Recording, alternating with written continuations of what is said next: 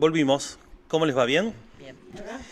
Bueno, antes de presentarlas, hoy había una noticia en los medios, digo esto como disparador un poco, que en la ciudad de Rosario, con esos edificios tan hermosos, torres de lujo que salen en los drones, que vamos a pasar, construcciones fastuosas, etcétera, 800 personas con estos fríos tremendos están viviendo en la calle y son 800 personas que no sé si les pasa lo mismo, pero se ven muchísimo más que años anteriores, es decir, que es una situación que va creciendo. Y creo que esa cifra me hizo pensar, por un lado, la irracionalidad de que haya personas viviendo en la calle con una ciudad con tantas casas vacías y al mismo tiempo que personas viven en la calle en una ciudad donde se construyen torres absolutamente también vacías. Bueno, y para hablar un poco de estos pliegues, de estas dobleces de Rosario, vamos a hablar con dos arquitectas. Empiezo por lo colectivo y después lo singular. Son ambas arquitectas, ambas docentes de la Universidad de Rosario y ambas investigadoras. Solo que Viviana Sicuti estudia la historia de la ciudad y Silvina Pontoni es especialista en urbanismo. Creo que dije bien porque aparte pedí pistas antes de meter la pata. Sí. Bueno, ¿qué les dice estas cifras? ¿Qué opinan de que haya tanta cantidad de personas durmiendo en las calles de una ciudad tan rica como Rosario? Bueno, primero buenas noches y muchas gracias por la invitación, Octavio, Facundo, chicas. Realmente es muy grato participar de estos encuentros. Gracias a ustedes.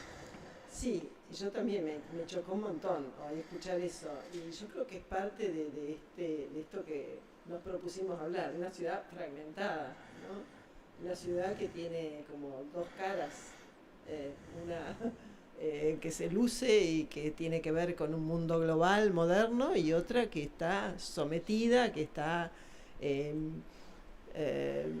oculta en muchos casos y desprovista de una serie de necesidades y de servicios que no todos los ciudadanos de Rosario gozan. Un desequilibrio muy profundo y que cada vez se nota más y se evidencia en estas colas y en esta necesidad de la gente de un plato de comida, ¿no?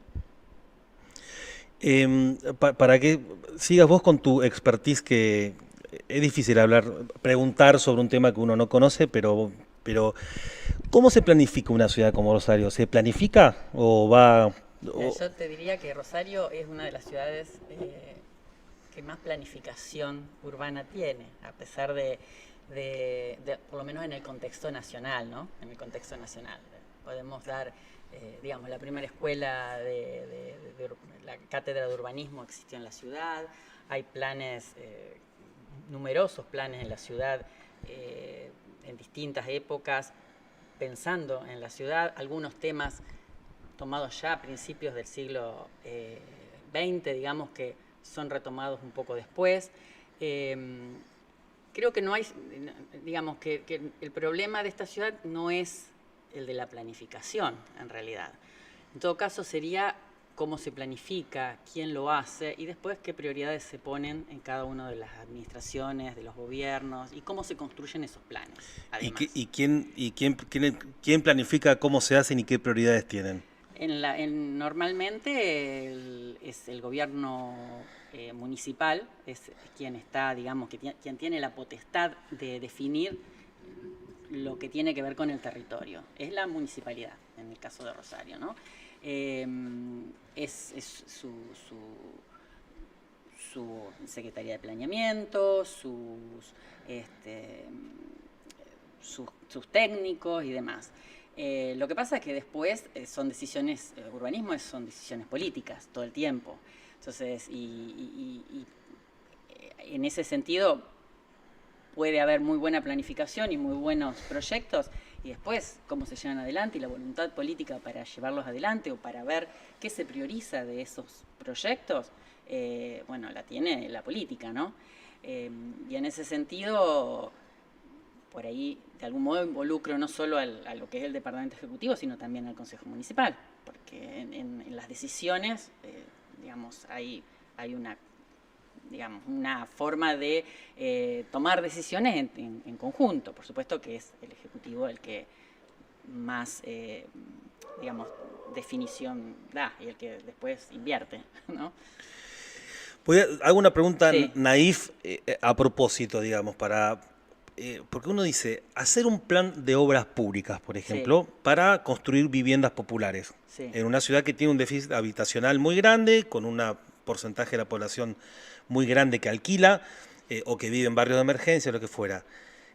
Es como que uno diría, vuelvo a decir, es naif a propósito, no debería ser tan difícil. ¿Por qué en una ciudad que tiene recursos no se hace ni un solo plan de obras públicas para viviendas populares y uno ve permanentemente cómo van creciendo la construcción de torres que a lo sumo podrán vivir el 1, 2, 3% de la población rosarina? ¿Qué hay ahí? Digo, ¿qué ven ustedes? ¿Qué ve cada una para que dé su opinión? Yo lo que veo es que, digamos, falta de gestión en muchos casos, ¿no? Cuando hablábamos recién de planificación, la planificación ya indiscutiblemente hoy hace décadas que, digamos, no puede estar separado, disociado de lo que es la gestión. Y lo que muchas veces sucede es esa falta de gestión, porque, digamos, vos podés tener proyectos. De hecho, Rosario ha sido pionera en muchos momentos de tener proyectos, digamos, pero tenés que gestionar los fondos, tenés que gestionar los programas, tenés que asociarte con el Estado provincial, con la nación. En muchos casos hay problemas que exceden a la ciudad. Es decir, hay recursos, pero no tantos. Es decir, que digamos, vos tenés algunos recursos propios que tenés que equidistribuir, digamos, pero después tenés que gestionar lo que falte. Y eso es el problema, ¿no? En la era Milei, obviamente, esto parece más loco, más imposible, ¿no? Porque hablar del rol del Estado, hablar de urbanismo, de poner reglas, de fijar reglas, es como, ya uno es como que no estamos como fuera de... Se ve utópico. Se ve utópico realmente, pero no es solo en la era Milei, digamos, por ahí en gobiernos más progresistas, en gobiernos que tienen otras concepciones, también. Se falla, ¿no? Es decir, estos problemas son de arrastre. Data. Exacto. ¿Viviana? Sí, problemas digamos que tienen que ver por ahí, ahí entro siempre en mi rinconcito de la historia, en la misma génesis de la ciudad, en la organización misma de la ciudad desde principios fines del siglo XIX, principios del siglo XX. Pero estaba pensando en función de lo que dice Después te voy a preguntar Silvina, algo sobre eso. De lo que está diciendo Silvina. Claro, porque en estos últimos tiempos, últimas décadas o más, esta idea de plan que ha caído, o sea, la idea de planificar una ciudad es una idea vieja, digamos, o sea, una idea de la ciudad moderna, de la ciudad de entreguerras, que se fue proyectando hasta, digamos, el siglo XX. Pero esa renuncia a la idea de plan tiene que ver con eso, con la necesidad de ir, digamos, ayornando y aceitando una gestión público-privada. La mayoría de los planes ha fracasado porque por la propiedad de la tierra, por esta ausencia de gestión. O sea, es imposible que desde arriba, institucionalmente, se decida cómo debe ser una ciudad, cómo debe crecer, hasta dónde, cómo deben ser las distintas partes de la ciudad. Y ese error, digamos, entre comillas, es un error del urbanismo mismo, que hoy por hoy desestiman hasta el término urbanismo, ¿no? La técnica urbanística es cuestionada como una técnica científica, como se pensaba en la modernidad. ¿Pero es un error eso o hay en alguna medida un desinterés también estatal por... Bueno, asumimos que hay un sector que vive con déficit habitacional y va a ser así. Una cuestión ideológica y filosófica, si querés, de pensar entender un pensamiento débil, un pensamiento que deja de lado toda posible regulación, que deja huérfanos, digamos, de decisiones a lo colectivo, porque en este desregular, en esto de la ausencia de políticas públicas, de gestión, de conducir, aunque sea estos planes, ¿no? Sino pensar en un plan acabado, fijo, predeterminado, pensar en estrategias que sean posibles. Bueno, en esta ausencia, el mercado es el que decide. el mercado inmobiliario y el desarrollo desenfrenado del capitalismo como tenemos nosotros en el área de la construcción. Y al mercado mucho no le interesa desarrollar, por ejemplo, viviendas populares. Obvio. Y los lugares geográficamente también se toman decisiones. ¿Por qué la costa? ¿Por qué ese frente? O sea, tiene que ver con eso. ¿Por qué? Sí, Dale. perdona, hay una cosa que quería agregar. No solo el mercado, es el propio Estado el que por ahí resulta ineficiente, digamos, ¿no? Porque el Estado muchas veces genera formas de actuación, modalidades de intervención en lo que hace a vivienda pública de una sola forma. En algún momento fueron los grandes conjuntos de los Fonavis. En otro momento es la vivienda pública individual. Vivienda de alquiler nunca. No hay, digamos, ¿A qué te referís con vivienda de alquiler nunca? Vivienda de alquiler de parte del Estado. Digamos que el Estado, además de tener programas de viviendas populares, claro, la llave en mano, tenga viviendas para alquilar, que digamos no es loco ni es nada extraño. Se hace en Europa. Exacto, es muy, muy común. Entonces nosotros tenemos un montón de demandas y en general un único producto, tanto desde el mercado privado como desde el mercado, digamos, como desde el Estado. Entonces hay un problema que creo que atraviesa ambas esferas, ¿no? Por supuesto que hay responsabilidades diferentes y hay intereses diferentes. Yo cuestiono más al Estado porque es quien debe velar por eso. Pero de todas formas, bueno, nada, es como que hay que mirar un poco también desde aquel que decide, que tiene la potestad de decidir, ¿no? Me hago una pregunta más ella y después te voy a hacer dos preguntas históricas para que nos desasnes. No sé si vieron, la otra vez se viralizó un video de un humorista que se llama Mumo Oviedo, que se contaba que se quejaba a Agua Santafesina de la presión del agua. Entonces que le decían, pero mirá, ahora está bárbaro. El tipo decía, claro, está bárbaro porque son las 10 de la mañana, está todo el mundo laburando. El tema que cuando yo me quiero bañar es a las 8 de la noche y hoy no tengo ni una gota de agua, y le decía un video que mostraba la canilla. La construcción de estas torres, que no están en otro continente, están acá al lado de los departamentos, de las casitas de la gente. Aparte de la irracionalidad que venimos conversando de que se hagan torres que muchas veces están vacías y uno lo puede ver con las luces de las ventanas, al lado de gente que no tiene hogar.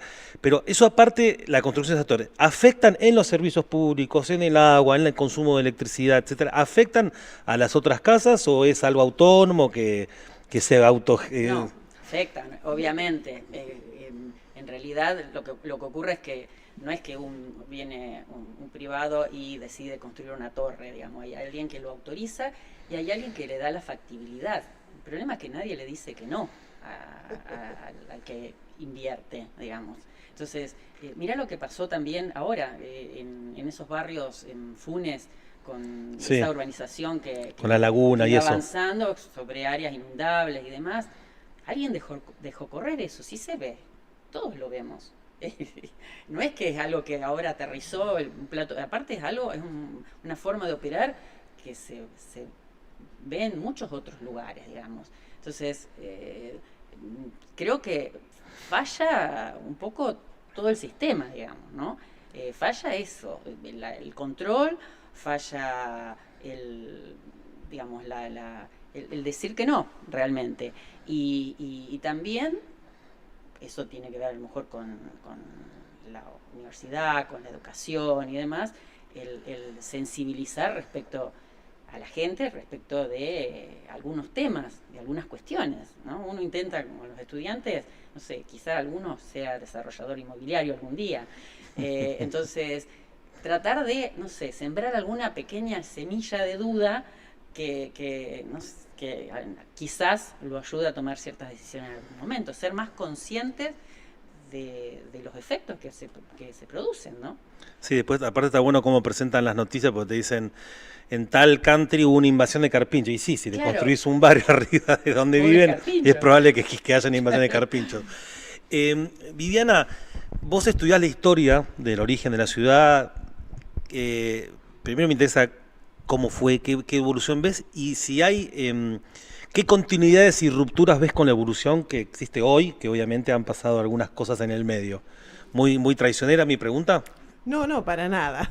Para nada porque obviamente que la situación de lo que encontramos hoy, eso que decíamos al principio, dos ciudades en una ciudad que brilla, que figura inclusive en revistas especializadas, como ejemplos, a la par de otras grandes ciudades, y otra ciudad que está sórdida, que es mucho más gris que brillante, y que está así como invisibilizada. Y eso tiene que ver con los orígenes de la ciudad. O sea, en nuestra ciudad nace, digamos, a través de las grandes infraestructuras que se trazan para incorporar a Argentina y nuestra región al mercado internacional. Ya con ese sello en la etapa colonial, virreinal, ya empezamos así. O sea, el camino real que iba de Buenos Aires a Santa Fe o a Córdoba, bueno, en ese cruce aparece Rosario como una posta importante y ya va señalado ahí su rol, su función en relación a un puerto natural muy favorable, la Barranca, es mucho más fácil tirar, cargar los buques desde una barranca que desde una cosa plana. Después ese esquema va a ser reforzado en el siglo XIX por el ferrocarril. El ferrocarril, el sistema de puertos, la vinculación con las regiones productoras, y a partir de ahí todo un desarrollo inmobiliario también, un desarrollo inmobiliario a nivel territorial, por donde pasaba la vía del ferrocarril, ya por la concesión que se hacía a ese trazado, se daba tantas leguas a cada lado de las vías para urbanizar. Las estaciones intermedias y las estaciones terminales también eran focos de urbanización, con lo cual se fundan la mayoría de los pueblos que tenemos cerca de nuestra ciudad. Nuestra región se arma así. Y el municipio de Rosario, 1852 en adelante, ya es ciudad, se formaba de esa manera, a través del ferrocarril, casi inmediatamente del sistema de tranvía, que iba por vías fijas y armaba recorridos en la ciudad. Hay terratenientes urbanos que fundan pueblos, Sorrento, Unión, Alberdi, Fisherton, Barrio Vila, Belgrano, Saladillo. O sea, son pueblos... Haz tu propio pueblo. Claro, tu propio pueblo. Se concesionaba la línea del ferrocarril y por eso se llegaba, y después tras eso iba la línea del tranvía, también el tranvía con estaciones intermedias y también focos de urbanización.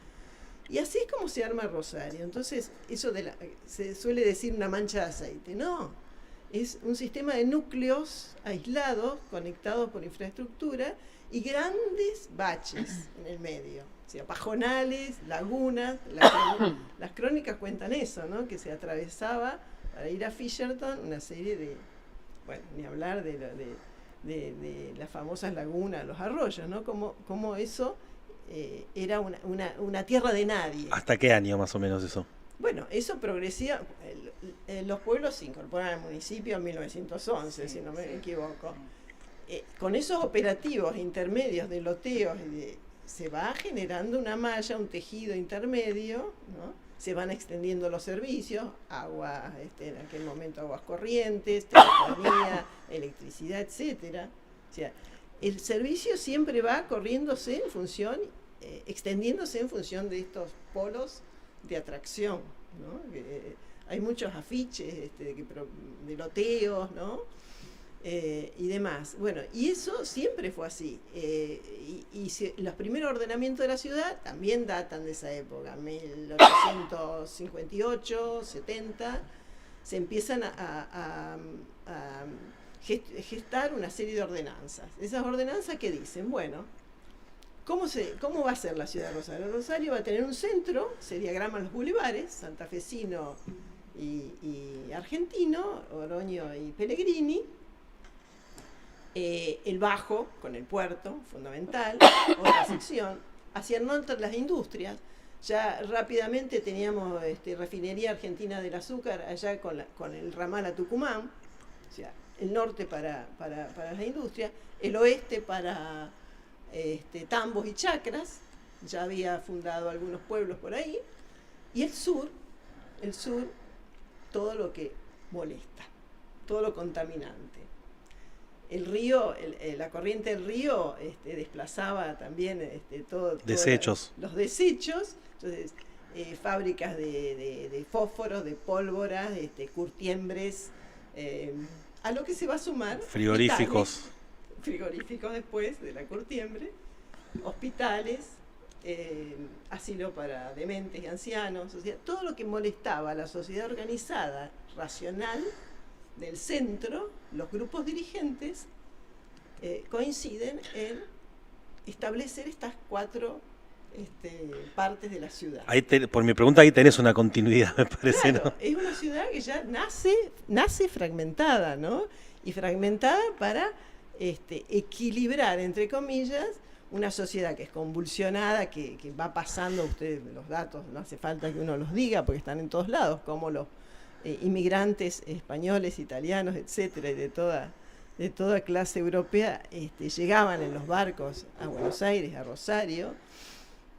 Muchos de ellos en una sociedad convulsionada, crítica, los anarquistas ya empiezan a hacer lo suyo, o sea, es una sociedad que está en ebullición.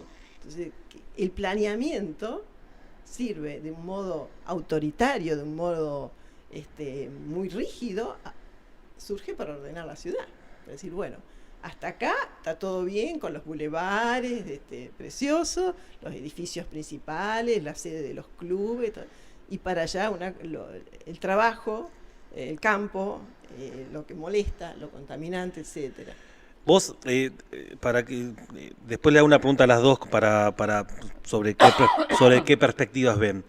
Vos hablás de que hoy actualmente si uno ve una foto de Rosario, va a ver una foto del Parque España, o del Parque Urquiza, o de la torre del Cordón, que está de la costa, frente al río. La recuperación de la costa. Claro, la recuperación de la costa en detrimento de otra Rosario que está taponada. Luego, sí. ¿Vos identificás en qué momento? Ahora es evidente que siento yo, que no estudio urbanismo, que eso sea algo se ha acrecentado con el correr de los últimos años, sobre todo con el estallido de la crisis narco, etcétera, que hay mucho para tapar. Si uno pudiera poner un mural, creo que algunos gobernantes lo harían. ¿Vos identificás en la historia en qué momento empezó a ser tan evidente que había 2 ciudades dentro de una? Yo creo que, para bien y para mal, esto es como los demonios, ¿no? Que uno tiene. Desde los inicios de la democracia en Rosario hay una serie de políticas públicas urbanas que tienden a mejorar la imagen de la ciudad. Una imagen que sirve para el turismo cultural, si quieren, para los grandes negocios, para posicionar a Rosario como marca, como ciudad marca en el mundo, etcétera, ¿no? Y esa recuperación de la costa tiene que ver con eso. O sea, por un lado, los ferrocarriles, que como todos sabemos se nacionalizaron en el año 48, etcétera, etcétera. Después todo el periodo de abandono y de olvido de los ferrocarriles, bueno, terrenos, grandes porciones de terrenos vacías, sin uso, que bueno, se logran por buenas gestiones, justamente buenas gestiones municipales, se logran a los organismos a cargo de estos grandes terrenos ferroviarios que pasen al municipio a cambio de que se hagan parques, para decirlo mal y prontamente, ¿no? Entonces el Parque España surge de estas gestiones, por eso surge por etapas, ¿no? Y coincide obviamente con el Centro Cultural del Parque de España para el año 92, para celebrar el aniversario de la conquista de América. Linda fecha. Una fecha clave. Bueno, y ahí se empieza a ser más evidente, porque la costa empieza a ser objeto de deseo, ¿no?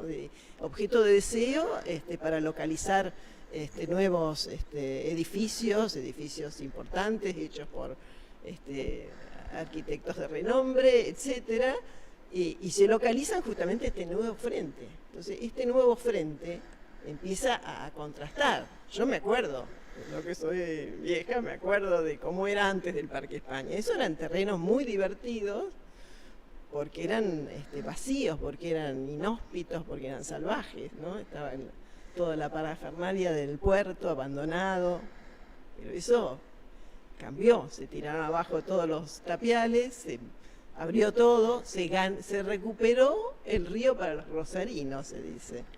Cosa que los rosarinos lo tuvieron siempre al río, lo que pasa es que lo usaban económicamente antes. Claro. Y yo creo que ahí se nota mucho. Después también cuando esta ciudad fragmentada se invierte su sentido negativo y se le busca lo positivo, en la etapa del año 2000, digamos, del programa de descentralización municipal, que se arman los distritos, ¿no? Distrito centro, norte, noroeste, sudoeste, sur. Se piensa una ciudad que, bueno, se supone que va a tener una descentralización y una autonomía y una participación ciudadana mayor, que con el correr de los años hemos visto que la descentralización es tal vez administrativa y punto, pero bueno, ahí se hicieron grandes sedes de distrito, se convocaron arquitectos internacionales, se hizo un concurso para compensar todos esos encargos directos que se hicieron a César Pelli, a Mario Corea, a Laureano Forero, que hizo el centro sobre el distrito, sobre la estación ferroviaria, etcétera. O sea, como joyitas que se fueron poniendo, que antes de terminar el gobierno de Wiener quería consolidar el puerto de la música, que se lo había regalado su amigo Oscar Niemeyer. O sea, posicionar a Rosario en ese mundo globalizado. Creo que evidentemente se logró, pero no quiere decir que lo otro no exista. Porque si bien tenemos intervenciones grandes puntuales, como qué sé yo, el Parque del Mercado estaba pensando, después el casino, ahora el Museo del Deporte, pero son muy islas. Sigue siendo el mismo esquema, estamos repitiendo la misma fórmula. En el medio, tierra de nadie. Uh-huh. Ahora tenemos los nuevos polos, los grandes barrios abiertos, cerrados, como quieran llamarle, porque es casi indistinto el término. Casi por fuera de la ciudad, muchos de ellos, ya fuera de los límites del municipio. Y ahora las autopistas, los grandes carriles urbanos que una vez más funcionan como la infraestructura que conecta el centro con el resto de estos nuevos polos, ¿no? Los otros ya, como decías vos, ya de pueblos pasaron a ser barrios, ya se fueron consolidando, sobre todo con el auge de la construcción de los años 40. Uh-huh. Ahí ya se empezaron a consolidar, que hubo un periodo de florecimiento de Rosario a partir de la posición en el mercado mundial de los cereales, ¿no? de los silos y de toda la posibilidad que tuvieron en Rosario de generar una existencia económica muy fuerte y que se invirtió en la construcción, como siempre, ¿no? Una tradición de invertir en construcción tiene Rosario. Les hago si querés pues arrancar vos, Silvina, una última pregunta múltiple y ustedes pueden responder lo que quieran. ¿Qué se puede hacer? ¿Qué opinan que hay que hacer con el espacio público? ¿Cómo recuperarlo? ¿Cómo fortalecerlo? ¿Cómo humanizarlo? ¿Existe una forma humana, inclusiva, solidaria, ecológica de hacer urbanismo hoy en Rosario? ¿Lo ven como una posibilidad o es en este momento una utopía? Sí, no, en realidad me quedé con la idea de que por ahí, lo que dije antes, mejor dio la sensación de que creo que el urbanismo que ya, digamos, no tiene, no es útil, ¿no? Y yo creo que el urbanismo también cambió y tiene que cambiar porque tiene que transformarse, de hecho hay experiencias, digamos, transformarse en un urbanismo más sostenible, más participativo, un urbanismo que ya no sea el de las mentes iluminadas, digamos, que vienen a decirnos cómo es cómo vivimos, cómo tenemos que vivir. Pero Y en ese sentido, el tema del espacio público, porque por espacio público uno piensa, bueno, los parques, las plazas, no, son las calles, los parques, las plazas, son los edificios colectivos, públicos, incluso privados, aquellos que, digamos, nos reúnen, nos brindan distintos tipos de servicios. Y creo que de abajo para arriba, digamos, y de hecho, hoy en Rosario algo se está haciendo con este proyecto de las plazas y los parques y demás. Estaba viendo que hay algunos ejemplos en los que se ha convocado vecinos para opinar, digamos, dónde crear algunos nuevos espacios. Se ha convocado vecinos o asociaciones para que, digamos, definan junto con los técnicos, digamos, algunas cuestiones.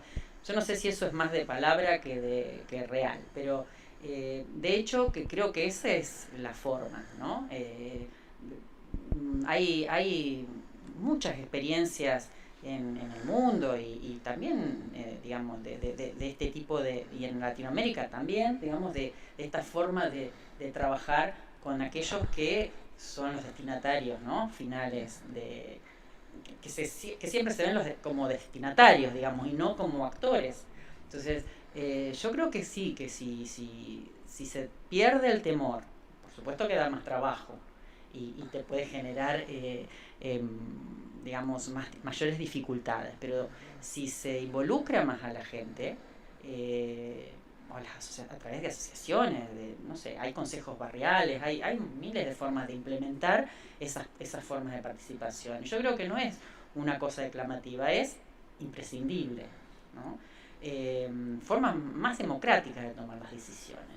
Y ya no alcanza con hacer un plan que mira a la ciudad como un todo que puede ser abordado en forma completa, sino como, bueno, formas distintas de ir entrando para poder tomar decisiones sobre la ciudad y sobre el espacio público, que es lo que por ahí más disfrutamos todos, ¿no? No sé, puedo hablar bastante más. No, te comprometo, antes que hable Viviana, te comprometo a que un día, si querés, vuelvas a hablar de esas experiencias urbanísticas de otros lugares y todo para desarrollar ese aspecto que también sirve mucho.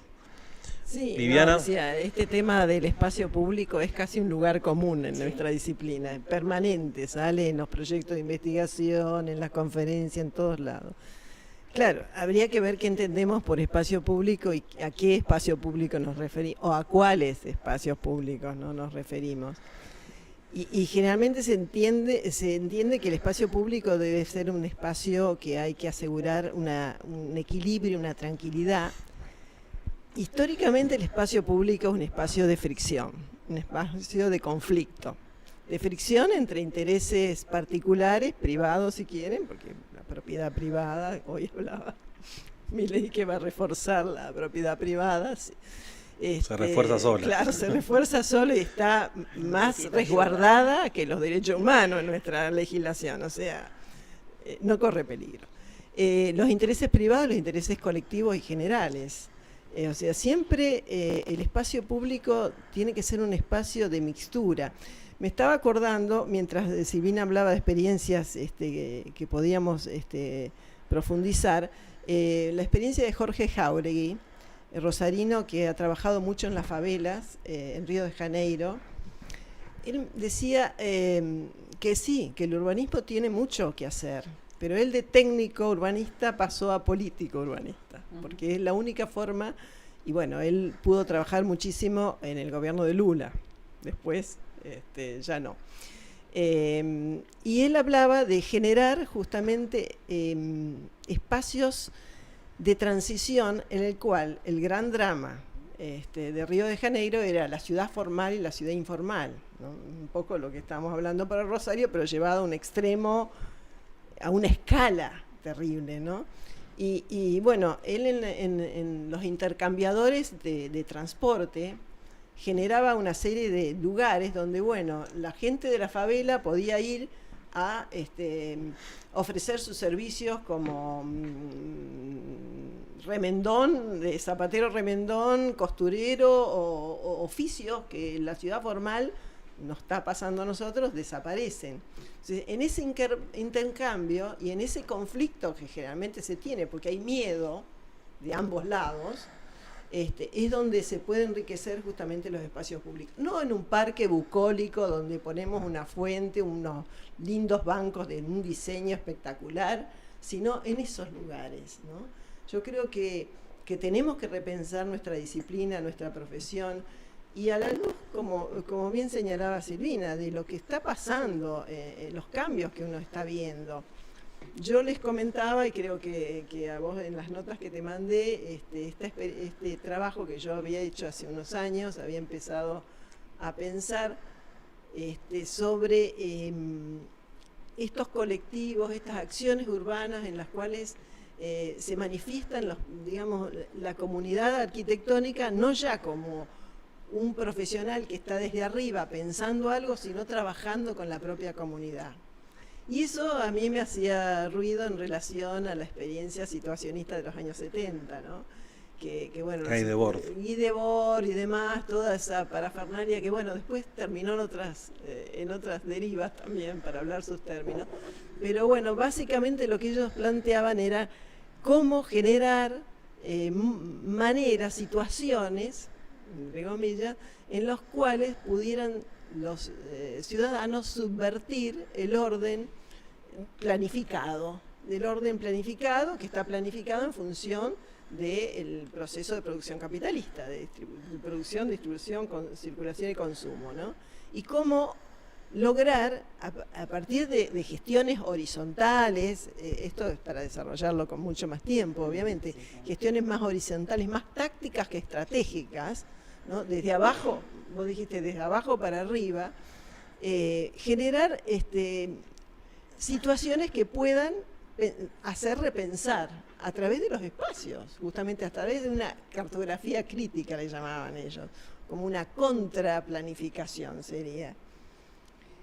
Y cómo pensar, por ejemplo, con David Harvey, una política del cuerpo que intente recuperar un sujeto social con un sujeto corporal.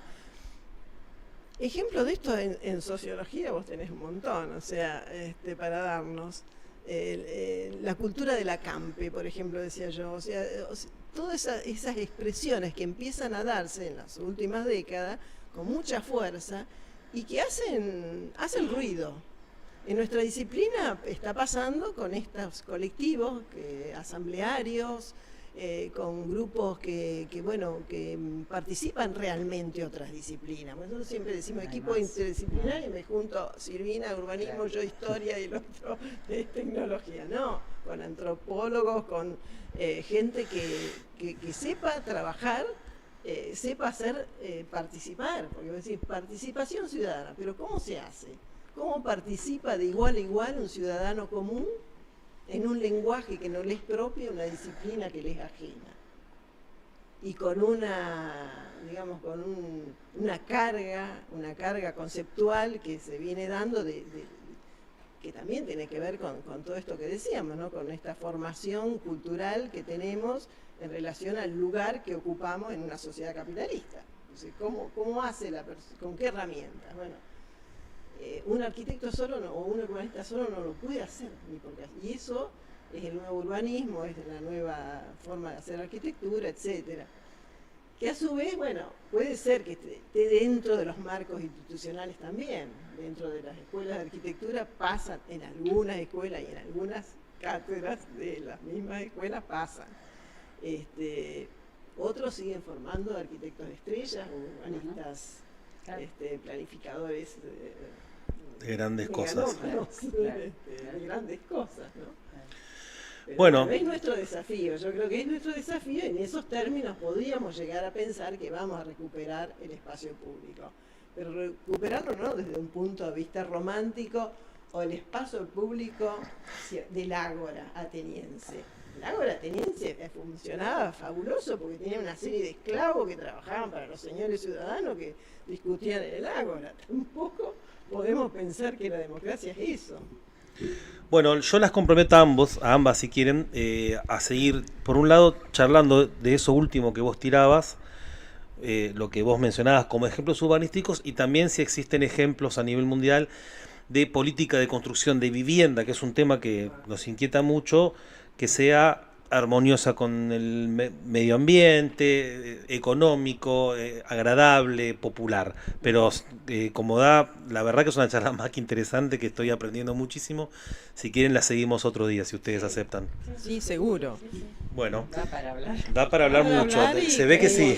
Y esas expectativas que vos tenés coinciden generalmente con estos grupos y estas modalidades de trabajo novedosas, entre comillas, ¿no? No es que sean tan novedosas, pero que están apareciendo, inclusive son objeto de premiaciones, de escritos, de críticas, están siendo reconocidas, inclusive en las bienales de arquitectura, están teniendo un peso importante.